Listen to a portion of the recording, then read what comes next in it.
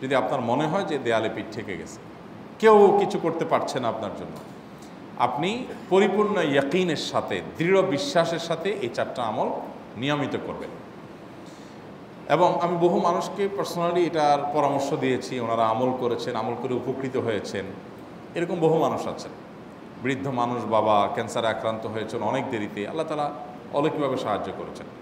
হ্যাঁ, কখনো যদি আল্লাহ তাআলা এই আমলগুলো করার পরও আমার বিপদ দূর না করেন, তাহলে হয় আমার আমলের মধ্যে কোনো ত্রুটি ছিল, অথবা আমার এই বিপদ দূর না হওয়ার মধ্যে আমার জন্য কোনো কল্যাণ নিহিত ছিল। আল্লাহ তাআলা আমার দোয়া কবুল করে যে উপকার হতো তার চাইতে বেটার কিছু হয়তো আমাকে দিবেন, এই ইয়াকিন একজন ইমানদারের থাকবে। সে 4টা আমলের 1 নম্বর হলো ইস্তেগফারের আমল। ইস্তেগফার, আপনি ফেসে গেছেন কোনো জায়গায়, কোনো উপায় পাচ্ছেন না, আপনি ইস্তেগফার করতে থাকেন। আস্তাগফিরুল্লাহ ওয়া আতুবু ইলাইহি, আস্তাগফিরুল্লাহ ওয়া আতুবু ইলাইহি, আস্তাগফিরুল্লাহ ওয়া আতুবু ইলাইহি, আস্তাগফিরুল্লাহ, আস্তাগফিরুল্লাহ, আস্তাগফিরুল্লাহাল্লাযী লা ইলাহা ইল্লা হুয়াল হাইয়ুল কাইয়্যুম ওয়া আতুবু ইলাইহি ওয়া লা হাওলা ওয়া লা কুওয়াতা ইল্লা বিল্লাহ। আল্লাহুম্মা আনতা রাব্বী লা ইলাহা ইল্লা আনতা খালাকতানি ওয়া আনা আবদুকা ওয়া আনা আলা আহদিকা ওয়া ওয়া'দিকা মাস্তাতা'তু আউযু বিকা মিন শাররি মা সানা'তু আবুউ লাকা বিনি'মাতিকা আলাইয়া ওয়া আবুউ লাকা বিযামবি ফাগফির লি ফাইন্নাহু লা ইয়াগফিরুয যুনুবা ইল্লা আনতা। সাইয়্যিদুল ইস্তিগফার। এভাবে যে কোনো ইস্তেগফার করতে থাকেন, আপনি বেশি বেশি করে আল্লাহর কাছে ইস্তেগফার, ক্ষমা প্রার্থনা করতে থাকেন, খুব বেশি। আপনার 2 ঠোঁটে অনবরত আপনি চাইতে থাকেন আল্লাহর কাছে ক্ষমা। এই ইস্তেগফার সম্পর্কে নবী করিম সাল্লাল্লাহু আলাইহি ওয়াসাল্লাম বলেছেন, মাল্লাজিমাল ইস্তেগফার, যে ব্যক্তি ইস্তেগফারকে আঁকড়ে ধরবে, আঁকড়ে ধরা মানে কি, এটা ছাড়বে না, সে পড়তেই থাকবে অনবরত। টয়লেটে যাওয়ার সময়টা, ঘুমের সময়টা, খাওয়ার সময়টা বাদে, অবসর নামাজের সময়টা বাদে, সারাক্ষণ সে ইস্তেগফার পড়বে। এরকম যদি কেউ করে, আল্লাহ রাব্বুল আলামিন জাআলাল্লাহু লাহু মিন কুল্লি হাম্মিন ফারাজা ওয়া মিন কুল্লি যায়কিন মাখরাজা, সকল পেরেশানি থেকে, সকল টেনশন থেকে বের হওয়ার পথ আল্লাহ তাআলা অলৌকিকভাবে তার জন্য আবিষ্কার করে দিবেন। এবং আমি আমার জীবনে যেটা বলেছিলাম, বিস্তারিত বলতে চাই না, এরকম পরিস্থিতি আসছে যে চোখের সামনে কোনো আপাতত রক্ষার কোনো পথ আর খোলা নেই, এমন ভয়াবহ বিপদ। ইস্তেগফার করতে করতে এমনভাবে আল্লাহ তাআলা সাহায্য করেছেন যে এটা কল্পনা করলেও মনে হয় যে স্বপ্নের মতো। কিভাবে এখন এই লোক এই জায়গায় আসলো আমার সাহায্যের জন্য, এই লোক তো এটা আমি এই জায়গায় আসার কথা না, টিকুনি এসে হাজির হয়ে গেলেন এবং উপকারটা, আমার সমাধানটা হয়ে গেল সমস্যা। তো আলহামদুলিল্লাহ, বহুবার আমি পরীক্ষা করেছি, আর আমার পরীক্ষার 2 পয়সার দাম নাই। হাদিসে বলা আছে, গ্যারান্টি দেওয়া আছে, আমার পরীক্ষা করলেই কি না করলেই। তাহলে একটা আমল হলো কি, ইস্তেগফার। সব সময়ের জন্য এটা কন্টিনিউয়াস করবেন, আর এমনিও অবসর সময় ইস্তেগফার করবেন। আরবদের মধ্যে সৌন্দর্য আছে, তারা বিভিন্ন ডাক্তারের ওয়েটিং রুমে বা বিভিন্ন জায়গায় মানুষ যেখানে অপেক্ষা করে পাবলিক প্লেসগুলোতে লিখে রাখে ইস্তেগফার করুন। আপনার হাইওয়েগুলোর পাশে লেখা থাকে ইস্তেগফার করুন, এবং তারা আসলে একটু পরপর দেখা যায় ইস্তেগফার করে। ভালো মন্দ গুণ সবার মধ্যে আছে, তাদের এই ভালো গুণটা আছে, ইস্তেগফার বেশি বেশি করা। আমরা ইস্তেগফার সচরাচর এইভাবে অনবরত অবসর সময় করার অভ্যাস অনেকের মধ্যেই নাই। আমরা এটা চালু করবো ইনশাআল্লাহ। বিশেষ করে যখন কোনো সমস্যা হবে, তখন ইস্তেগফার চলতে থাকবে মুখে অনবরত।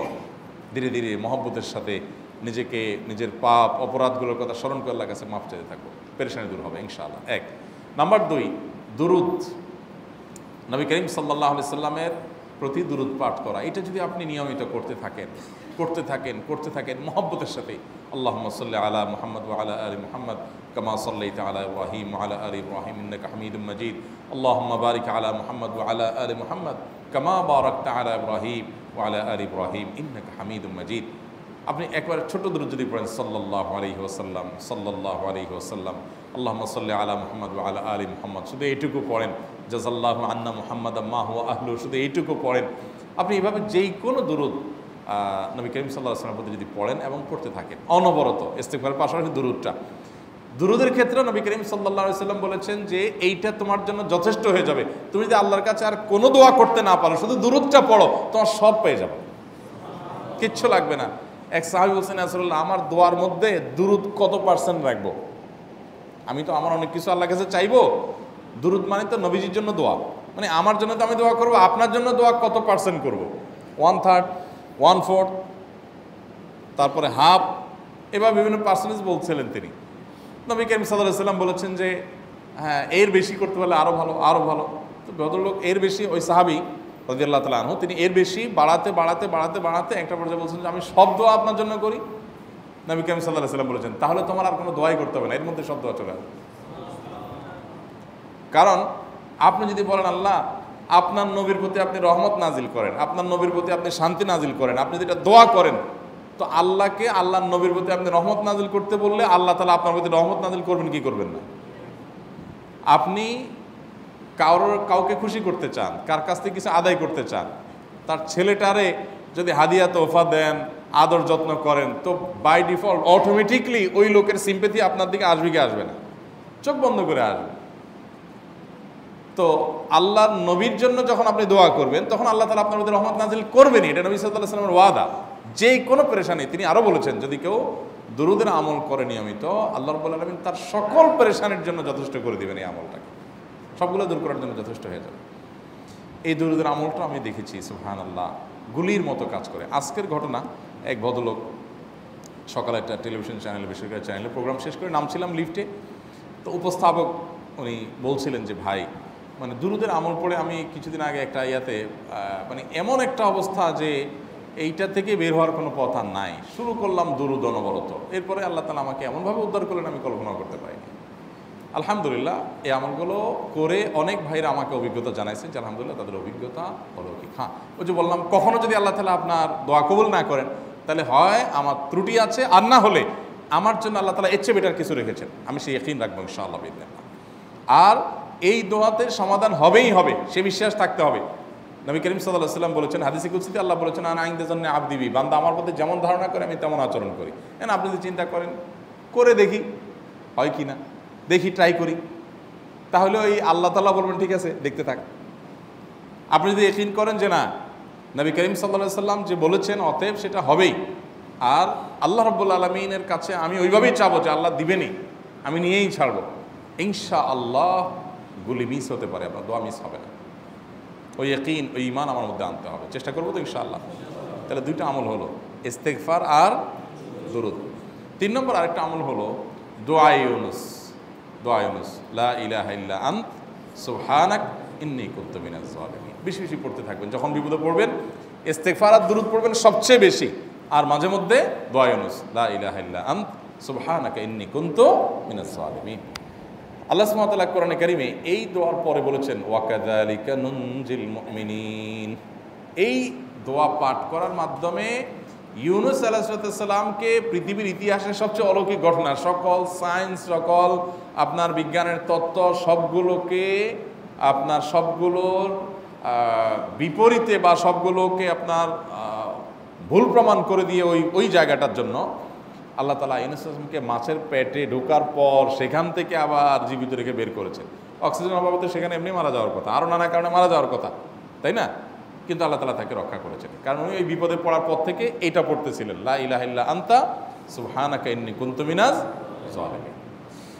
তো আল্লাহ তাআলা কোরআনে বলেছেন এটা ইউনুস, তার নবী ইউনুস আলাইহিস সালামকে আল্লাহ তাআলা এর মাধ্যমে রক্ষা করেছেন, সেটা তার জন্য খাস না, এটা তার জন্য স্পেশাল না, বরং আল্লাহ বলেছেন ওয়া কাযালিকা নুনজিল মুমিনিন, এটা দিয়ে আমি তাকে রক্ষা করেছি, একইভাবে ঈমানদারদেরকেও এইটার মাধ্যমে রক্ষা করব।